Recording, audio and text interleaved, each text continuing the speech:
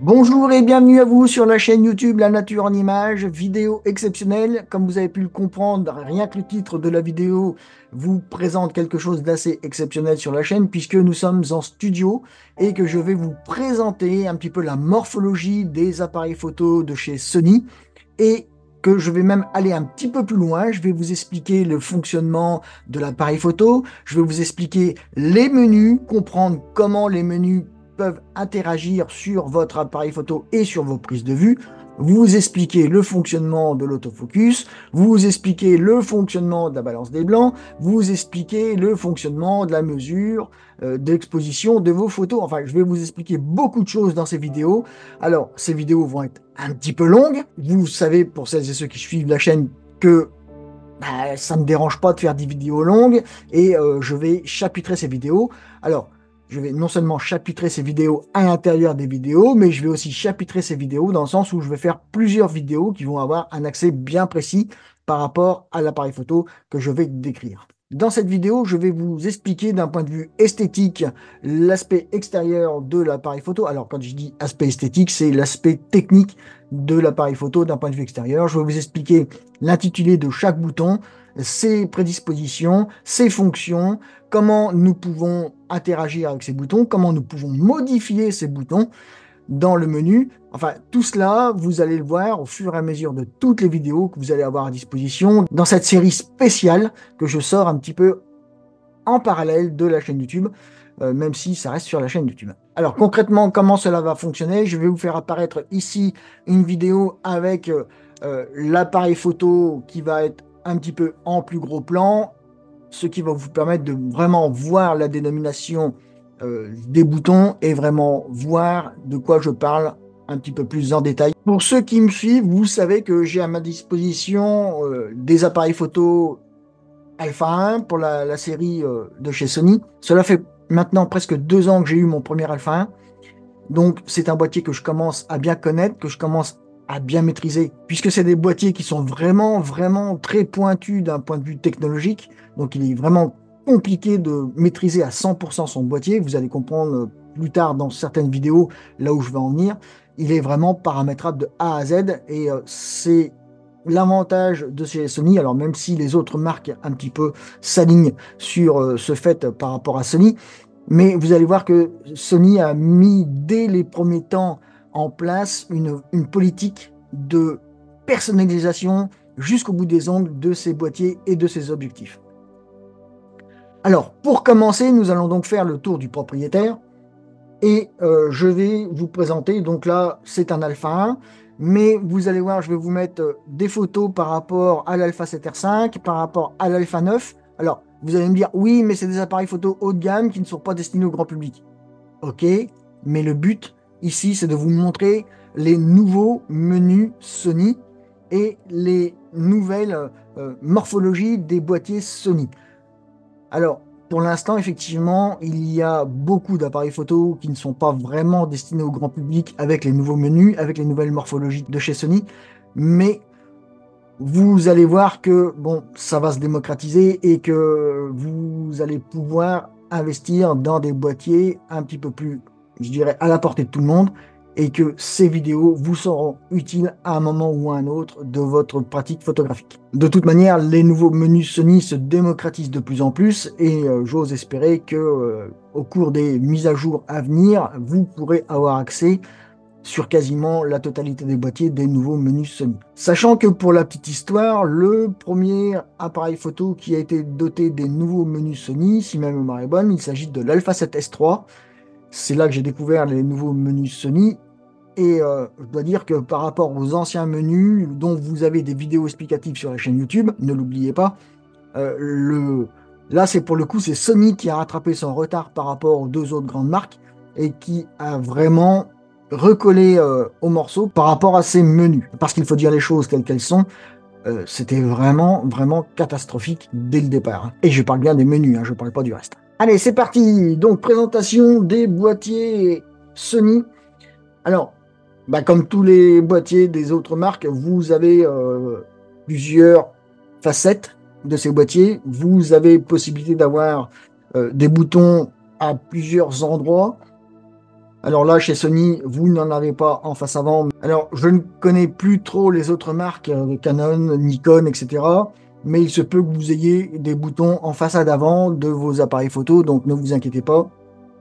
Par contre, là, je m'adresse vraiment, et j'en suis désolé, aux utilisateurs de Sony avec des boîtiers Sony. Alors, commençons donc par la face avant de l'appareil photo. Vous n'avez qu'un seul bouton sur la face avant, c'est le switch ici qui vous permet de régler la vitesse d'obturation.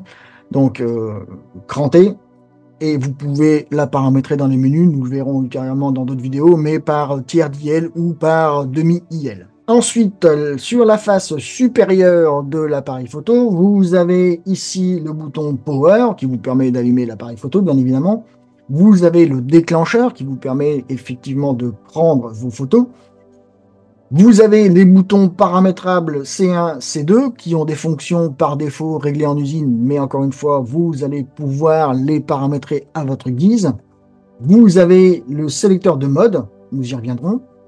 Vous avez ici le compensateur d'exposition qui vous permet de surexposer ou de surexposer vos expositions à volonté en fonction du triangle d'exposition qui a été prédéfini lors du réglage de votre composition. Vous avez ici la petite molette qui vous permet de gérer l'ouverture de votre objectif.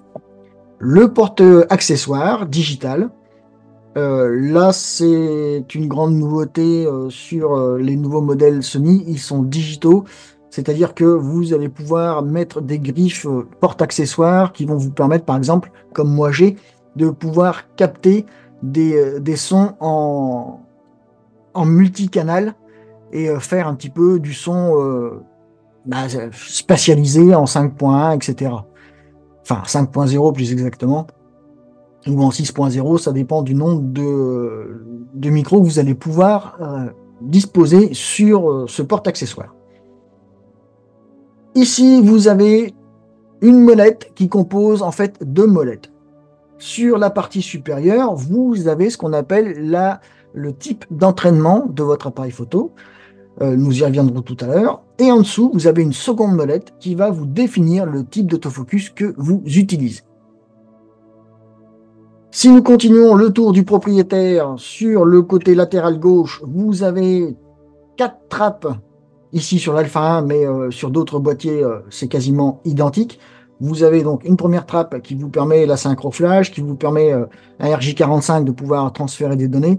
Bon, voilà, ça c'est plus pour les professionnels que pour nous. Ici, vous avez une prise mini USB qui vous permet de raccorder un petit accessoire du style télécommande. Le capot ici supérieur, c'est la partie audio avec le côté rouge qui vous permet de mettre un autre micro et la partie noire de mettre un casque. Alors attention, là je n'y reviendrai pas, mais si vous mettez un micro sur la partie rouge, vous désactivez potentiellement l'accessoire ou inversement. Donc attention, ne mettez pas de micro si vous avez déjà mis un accessoire qui vous permet de faire une captation sonore. Celui-ci sera débrayé. Et ici, vous avez la trappe avec un mini HDMI. Et puis ici, vous avez la prise USB-C. Alors cette prise USB-C, c'est pareil, je voulais vous le dire tout de suite, je n'y reviendrai pas, mais elle va vous permettre de brancher des accessoires, de brancher potentiellement une batterie externe, de pouvoir recharger votre appareil photo sans avoir à enlever la batterie et le support. Ça, c'est très pratique si vous avez oublié, comme ça peut arriver, le chargeur externe de votre batterie.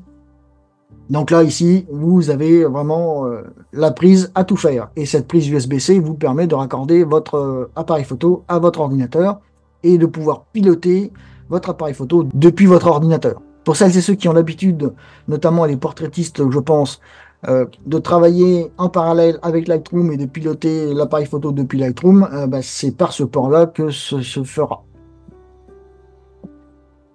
La partie dorsale de votre appareil photo, bon, vous avez le bouton C3 qui est paramétrable comme tous les autres boutons. Vous avez le bouton menu. Alors, je vais rebondir tout de suite sur quelque chose de hyper important. Comme je vous l'ai dit, le gros avantage des boîtiers Sony, c'est qu'ils sont paramétrables jusqu'au bout des ongles, c'est-à-dire que vous pouvez changer la moindre fonction du moindre bouton et les changer comme bon vous semble. Même le bouton menu, vous pouvez lui assigner une autre fonction. Et un petit peu, c'est dangereux, je trouve, parce que si vous assignez une autre fonction au bouton menu et que vous oubliez d'assigner la fonction menu à un autre bouton, eh bien, vous avez perdu l'accessibilité au menu. Donc, attention à cela. La procédure est assez contraignante pour pouvoir retrouver une configuration qui permette d'accéder au menu. Donc, faites bien attention lorsque vous paramétrez vos boutons et notamment lorsque vous paramétrez la touche menu. Attention à la fonction que vous allez lui assigner. Ça vous évitera des heures de galère supplémentaires. Ensuite, vous avez le petit bouton qui vous permet de faire une captation vidéo en direct. Alors, le gros avantage de ce bouton, c'est que même si vous êtes en mode photo, vous pouvez cliquer sur le bouton et ça bascule directement en mode vidéo et ça lance une vidéo. Alors, la temporisation est un petit peu plus longue que si vous êtes déjà en mode vidéo. Il faut compter une temporisation de 2, 3, 4 secondes grand maximum avant que la vidéo se lance. Donc, cela veut dire qu'il faut un petit peu anticiper lorsque vous voulez prendre une captation vidéo alors que ça n'était pas vraiment prévu. Ici, vous avez le bouton iPhone qui a une seconde fonction, comme vous pouvez le constater, c'est la loupe. Ici, vous avez la fonction AEL avec une seconde fonction. Vous avez le petit joystick qui est ici, qui permet de naviguer dans les menus et qui permet de faire déplacer le collimateur autofocus sur l'ensemble de l'écran. C'est-à-dire que si j'allume mon appareil photo, voilà, j'ai mon collimateur autofocus qui apparaît en haut. Je peux, grâce au switch au bas, droite, gauche, déplacer ce collimateur autofocus comme bon me semble sur l'ensemble de l'écran. Et si je veux rappeler rapidement mon collimateur autofocus au centre, il me suffit d'effectuer une pression au milieu du joystick et ça le ramène au centre directement. Nous avons en dessous la fonction FN, alors comme chez Nikon, comme chez Canon, elle a une autre appellation, mais grosso modo, c'est l'accès au menu rapide pour pouvoir paramétrer rapidement des fonctionnalités de prise de vue, que ce soit photographique ou vidéo. Ensuite, vous avez la molette qui est ici, qui elle est rotative, mais qui a les mêmes fonctions que le joystick qui est en haut. C'est-à-dire que vous avez possibilité d'avoir 4 boutons, vous voyez. Lorsque j'appuie sur ces boutons, ils ont déjà une prédestination. Si j'appuie à droite avec la fonction ISO, j'accède directement au réglage des ISO. Si j'appuie sur le haut de cette molette, j'accède aux différentes données de mon écran, que ce soit en prise de vue, photographique ou vidéo. Et vous verrez plus tard dans la suite de ces vidéos que, en fonction du mode dans lequel on se trouve, cette fonction display, autrement dit display, a une fonctionnalité différente selon le mode dans lequel on se trouve. Ensuite, nous avons la touche Play, donc qui vous permet d'accéder directement aux prises de vue, que ce soit vidéo ou photographique. Le gros bémol, et ça j'y reviendrai dans le menu lorsque je vous présenterai les menus, c'est que si vous avez sélectionné dans le menu de l'appareil photo le mode lecture sur le slot 1, vous n'allez avoir en lecture que les prises de vue du slot 1. Si vous voulez accéder aux prises de vue du slot 2, il va falloir changer dans le menu la destination de lecture de cette touche. Nous y reviendrons plus en détail dans la description des menus. Et ensuite, comme la sérigraphie le montre, vous avez la touche C4 qui est la corbeille qui vous permet d'effacer, que ce soit une photo ou une vidéo. Personnellement, je vais vous faire une petite démonstration, lorsque j'appuie dessus, voilà, j'accède à la fonction formater lorsque je suis en mode prise de vue qui me permet directement d'aller formater mes cartes mémoire. Vous voyez, grâce à l'appellation C4, comme je vous l'ai dit tout à l'heure, vous pouvez assigner une fonction bien spécifique à n'importe quel bouton. Et là, en plus de la corbeille, j'ai assigné la fonction formatage des cartes mémoire de mon appareil photo.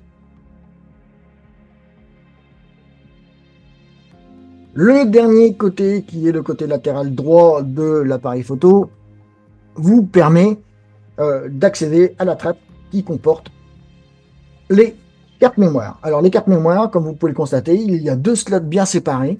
Attention, les slots sont bien répertoriés. Vous avez le slot 1 qui est en haut, le slot 2 qui est en bas. Donc comme je viens de vous le dire par rapport justement à la lecture éventuelle de fichiers qui sont sur ces cartes mémoire, attention à bien avoir accès à la carte mémoire que vous voulez pour lire les informations sur cette carte mémoire. Comme toute carte mémoire, enfin, comme tout slot de carte mémoire, bon, bah, il suffit de pousser et tirer pour enlever la carte. Ici, vous pouvez constater que j'ai une CF Express. Alors, le gros souci chez Sony, c'est que les appareils photo Sony ne supportent que les CF Express type A. Attention, je reçois trop de messages par rapport à ceci sur des messages privés qui me demandent de l'aide parce qu'ils ne comprennent pas pourquoi sur leur appareil photo ils reçoivent des messages d'erreur ou des incohérences dans la lecture des fichiers. Sony est très clair à ce sujet-là dans tous les modes d'emploi de tous les appareils photo disposant de la fonctionnalité CF Express. Il ne préconise que des cartes mémoire CF Express type A. Donc n'allez pas acheter une type B ou autre, cela ne fonctionnera pas ou cela fonctionnera mal. Restez sur du type A. Oui, je sais, ça coûte un bras, ça fait très mal au porte-monnaie quand on décide d'acheter une carte mémoire de ce type, mais encore une fois, vous n'y couperez pas, c'est obligatoire, c'est comme ça. Alors, je sais que c'est une petite ligne de code dans le logiciel intégré à changer, mais apparemment, Sony n'a pas l'intention de changer cette ligne de code. Qu'est-ce que je voulais que je vous dise? C'est comme ça, nous n'y pouvons rien. Alors, ces deux slots mémoire peuvent accueillir, comme je viens de vous le dire, des cartes donc CF Express ou des cartes SD. Là, c'est à vous de choisir en fonction de votre, je dirais, usage photographique. Alors, dans la présentation de l'appareil photo, revenons sur la partie haute de l'appareil photo qui dispose du plus de fonctionnalités. Alors, encore une fois, je vais vous mettre en démonstration des photos d'un A7R5 et d'un A9 III pour vous montrer que entre chaque appareil photo, il peut y avoir des différences, notamment sur le côté, enfin sur l'épaule gauche de l'appareil photo. Il se peut qu'en fonction de modèle, vous n'ayez pas cette molette de sélection, mais par contre, vous trouverez ces sélections sur la molette qui est ici, au dos de l'appareil photo.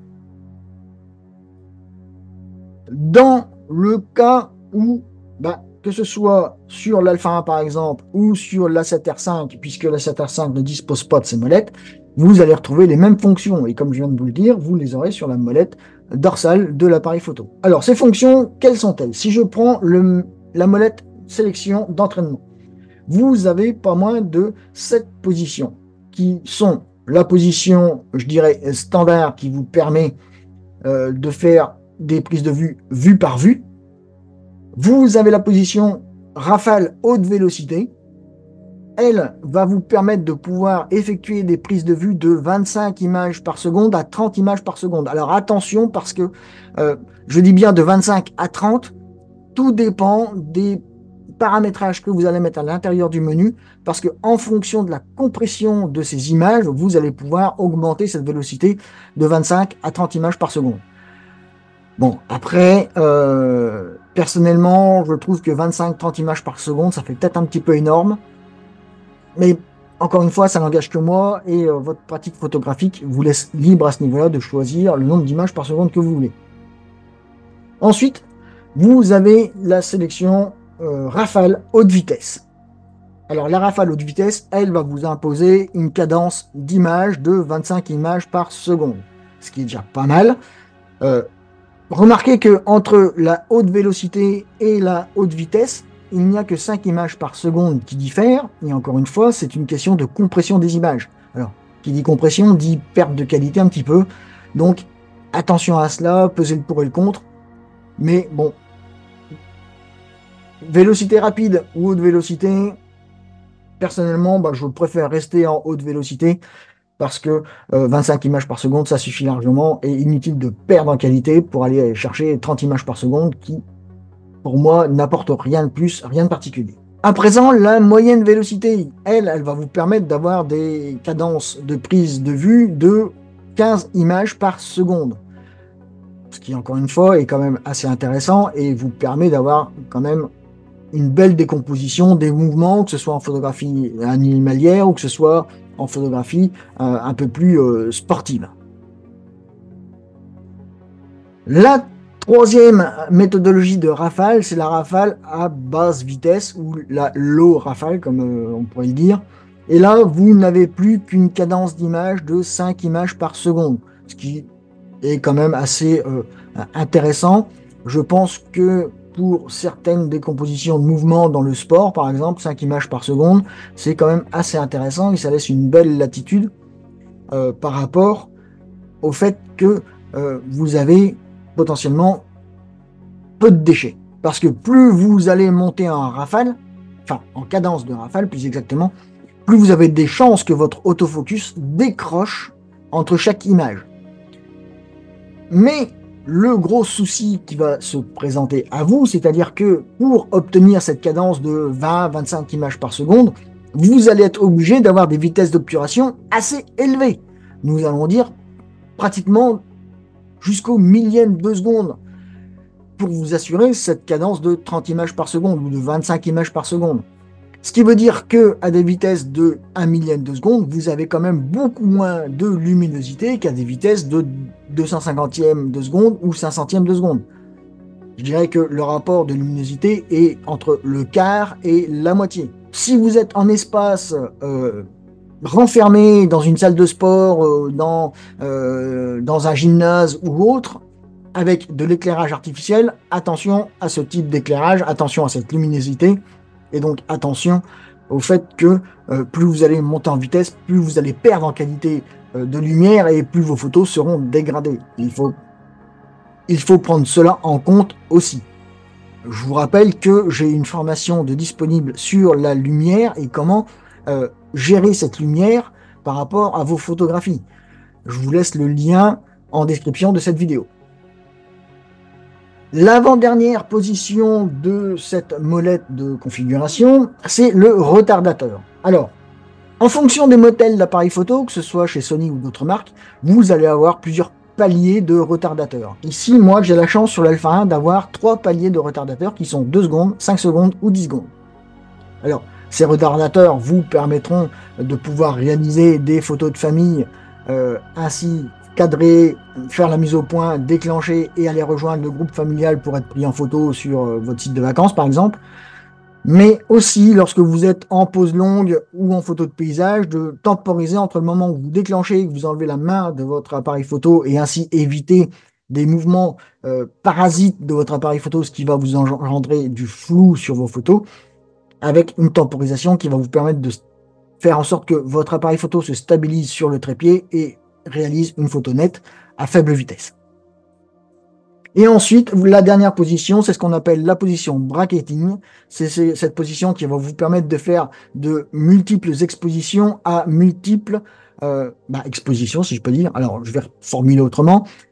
Cette position va vous permettre de faire de multiples photos à de multiples expositions. C'est-à-dire que vous allez pouvoir régler l'exposition de vos photos entre, par exemple, moins 3 IL et plus 3 IL. C'est-à-dire que vous allez pouvoir prédéfinir. Alors, c'est un paramétrage qui est vraiment pour le coup là prédéfini. Il vous est imposé par le boîtier par rapport au réglage interne du boîtier. Vous n'aurez pas le choix dans le bracketing, si ce n'est des choix standardisés.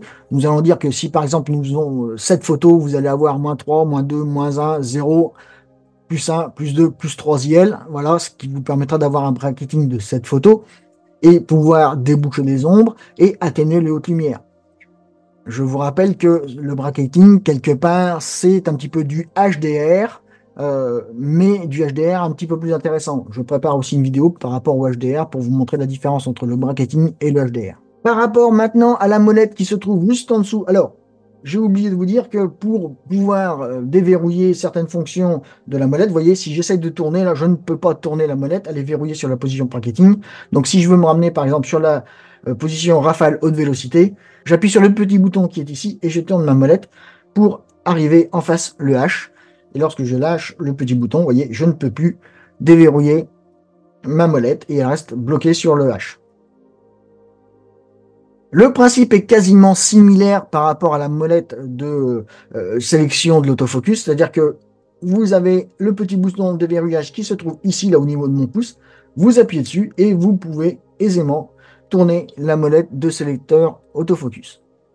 Alors, le sélecteur autofocus, lui, il a 4 fonctionnalités, c'est-à-dire que vous allez pouvoir choisir entre AFS, AFC, DMF ou MF. Alors, Quelle est la différence entre ces 4 modes? Nous y reviendrons beaucoup plus en détail dans une autre vidéo, mais pour faire succinctement et pour vous présenter la chose, le mode AFS, c'est-à-dire que autofocus single, donc c'est-à-dire que vous allez faire la mise au point, déclencher, et puis voilà, l'autofocus sera perdu. Il va vous falloir refaire une mise au point avant de redéclencher à nouveau. L'AFC, c'est-à-dire que c'est l'autofocus continu, c'est-à-dire que tant que vous allez maintenir le déclencheur à mi-course ou le déclencheur déclenché pour faire une rafale, par exemple, eh bien, l'autofocus va faire en sorte de garder un maximum de temps le focus sur le sujet que vous avez verrouillé auparavant. La position DMF, elle, c'est une position qui est un petit peu particulière puisque vous avez accès à l'autofocus qui serait en mode single si vous voulez et que par cette position vous allez pouvoir faire un ajustement de l'autofocus via la bague d'autofocus, enfin de focus plus exactement, de votre objectif. Si je compare par rapport aux deux autres modes, AFS, AFC, c'est-à-dire que l'appareil photo va verrouiller la fonctionnalité de la bague de focus de votre objectif. C'est-à-dire que si vous essayez de faire une mise au point avec la bague de votre objectif, vous n'arriverez pas à faire de mise au point puisqu'il va considérer que vous avez sélectionné un mode d'autofocus automatique, géré par le boîtier. Alors que le mode DMF, comme je viens de vous le dire, il va vous permettre de, tout en maintenant appuyé, de faire le focus sur votre sujet, mais de pouvoir modifier légèrement ce focus par la bague de focus de votre objectif et ainsi modifier le point de focus comme bon vous semble. Un exemple tout bête, je pense au portraitiste. L'appareil photo vous fait la mise au point sur le creux du nez au niveau des deux yeux, alors que nous savons que la mise au point doit être faite systématiquement sur l'œil en cas de portrait. Eh bien, grâce à cette fonctionnalité, vous allez pouvoir maintenir votre mise au point là où il a décidé de la faire, mais vous allez dire non, moi je la veux pas là, je la veux à cet endroit-là, et vous venez modifier la mise au point avec la bague, tout simplement. Et le dernier mode, il s'agit du mode MF, donc Manual Focus. Eh bien, comme son nom l'indique, l'autofocus est entièrement débrayé, c'est à vous de gérer la netteté de votre image avec la bague de focus de votre objectif. La bague de sélection de mode de votre appareil photo. Alors là, vous avez potentiellement, je dirais, 4 zones sur cette molette. Vous avez la première zone qui est la zone auto. Alors là, vous n'avez absolument pas le choix dans le fonctionnement de votre appareil photo. Il gère tout pour vous. Si vous êtes en photo de famille, si vous êtes en réunion de famille et que vous ne voulez pas vous prendre la tête à quoi que ce soit, vous le mettez sur mode auto, lui il gère tout. Hein. Il va s'occuper de tout. Et si vous avez mis un flash sur la grille de porte-accessoires, il va même gérer le flash. Vous n'aurez rien à régler à condition que le flash, bien évidemment, soit lui aussi en mode auto. Vous avez la deuxième partie de cette molette de sélection de mode qui est les modes, je dirais, semi-automatiques. Vous avez le mode P, le mode A, le mode S, le mode M. Alors, commençons par, si vous voulez, le degré de difficulté de gestion de l'appareil photo le plus important, c'est-à-dire le mode M. Là, le mode M, l'appareil photo est complètement débrayé, les fonctionnalités automatiques de l'appareil photo sont complètement débrayées, c'est vous qui gérez vous-même votre appareil photo, vous gérez la balance des blancs, vous gérez les ISO, vous gérez la vitesse, vous gérez l'ouverture, enfin vous gérez la totalité de votre appareil photo comme bon vous semble. C'est avec ce mode que vous aurez l'esprit créatif le plus accessible et le plus judicieux pour faire des créations photographiques comme bon vous semble. Ensuite, vous avez les deux modes semi-automatiques, le mode A et le mode S. Alors, comme les autres marques, le mode A signifie le mode aperture. Alors, chez Canon, ce mode A va correspondre au mode AV, donc Aperture Value, c'est-à-dire que vous allez lui imposer l'ouverture et lui va gérer le reste. Il peut même gérer les ISO selon les types d'appareils photo. Vous n'aurez pas accès aux ISO. Alors que, comme je viens de le dire, sur d'autres modèles d'appareils photo, vous allez pouvoir malgré tout quand même changer les ISO et lui, il va adapter la vitesse en fonction du couple ISO-ouverture que vous avez choisi. Le mode S, lui, c'est le mode speed, donc chez Canon, ce serait le mode TV. C'est un mode qui est complètement similaire au mode A, puisque là, c'est plus l'ouverture que vous allez gérer, mais la vitesse. Lui, il va gérer les ISO et il va gérer l'ouverture en fonction de la vitesse, Tout cela sous-entendu évidemment avec le triangle d'exposition. Et oui, nous revenons à ce fameux triangle d'exposition qui casse les pieds à tout le monde. Mais comme je le dis lors des visioconférences, si vous ne maîtrisez pas le triangle d'exposition, malheureusement, vous aurez du mal à continuer à progresser, sachant qu'il va vous manquer des données techniques pour pouvoir aller au-delà de ce que vous pouvez faire à l'heure actuelle. Donc, ce triangle d'exposition, il est casse-pied, il embête tout le monde, mais il est indispensable et vous ne pouvez pas aller au-delà si vous n'allez pas plus dans sa compréhension. Donc, ces deux modes, vous voyez, ces deux modes semi-automatiques. Alors, la vitesse ou l'ouverture est verrouillée si vous êtes sur A ou sur S. Donc là, c'est deux modes qui sont intéressants, surtout si vous faites par exemple du paysage, eh bien vous allez vous mettre en mode priorité ouverture, si vous faites du panorama, si vous faites des photos de coucher de soleil ou de lever de soleil par exemple. Par contre, si vous faites des photos de chute d'eau, de pause longue, vous allez plus vous mettre sur le mode S, puisque c'est la vitesse que vous allez devoir gérer et imposer à l'appareil photo. Le mode P, lui, est un petit peu particulier, parce que c'est un mode qui est semi-automatique, comme son nom l'indique. Le mode programme, comme assimilé chez Canon par exemple. Et là, il va fonctionner exactement comme le mode automatique, à l'exception près que il va vous permettre de modifier certains paramètres du boîtier. C'est-à-dire qu'il fonctionne en mode auto, sauf que vous pouvez modifier la vitesse, et lui, il va modifier l'ouverture et les ISO, par exemple. Vous pouvez modifier la vitesse et lui imposer des ISO, et auquel cas, il va modifier l'ouverture. Et inversement, vous pouvez imposer l'ouverture, il va modifier la vitesse et les ISO. Et par exemple, si vous décidez d'imposer des ISO pour une valeur bien précise, bah lui, il va adapter l'ouverture et la vitesse en fonction des ISO que vous avez imposés. Nous en revenons encore une fois toujours à ce fameux triangle d'exposition. Et là, c'est imparable, vous n'y couperez jamais. Vous avez pour la troisième section les modes de prise de vue vidéo, c'est-à-dire que vous allez pouvoir faire du mode film si vous êtes sur la sérigraphie qui symbolise la pellicule. Par contre, si vous vous mettez sur la position S et Q, vous allez plus faire ce que l'on appelle du ralenti ou de l'accéléré. Ça dépend, speed, accéléré, Q, ralenti. Et pour la dernière partie, c'est-à-dire que vous avez le rappel des fonctions enregistrées dans l'appareil photo. Bon, nous y reviendrons, c'est un petit peu plus contraignant, un petit peu plus compliqué à comprendre, mais en fait, il faut bien comprendre que vous avez dans votre main un appareil photo 4 en 1. C'est-à-dire que vous allez pouvoir paramétrer 3 fonctionnements différents de l'appareil photo, plus le 4e lorsque vous êtes sur le mode auto ou sur le mode M par exemple. Donc vous avez 4 modes de fonctionnement de l'appareil photo en mémoire grâce à ces positions. Sachant que il va falloir évidemment se mettre sur la position 1, 2 ou 3 pour rappeler le fonctionnement de cet appareil photo. Personnellement, ce que j'avais fait au départ, c'est que j'avais programmé le mode 1 lorsque je faisais de la macro, le mode 2 lorsque je faisais de l'ornitho, et le mode 3 lorsque je faisais du paysage par exemple. Et ainsi, j'accédais directement aux réglages que je souhaitais sur l'appareil photo. Mais personnellement, je trouve que lorsque l'on fait ça, on perd un petit peu la manipulation de l'appareil photo et on oublie certaines fonctionnalités. Et quelque part, c'est un petit peu dommage. Parce qu'il y a certaines fonctionnalités qu'il est important de ne pas oublier de régler en prise de vue. Que l'on soit en paysage, en macro ou en ornitho par exemple. C'est vraiment des choses primordiales à ne pas oublier.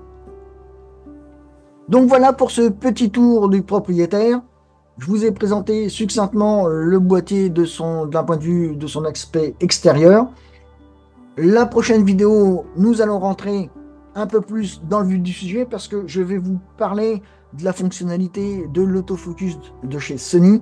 Et là, je dois dire que pour tout ce qui est des personnes qui ont vécu pendant plusieurs années chez Canon ou chez Nikon, le fonctionnement est un petit peu différent.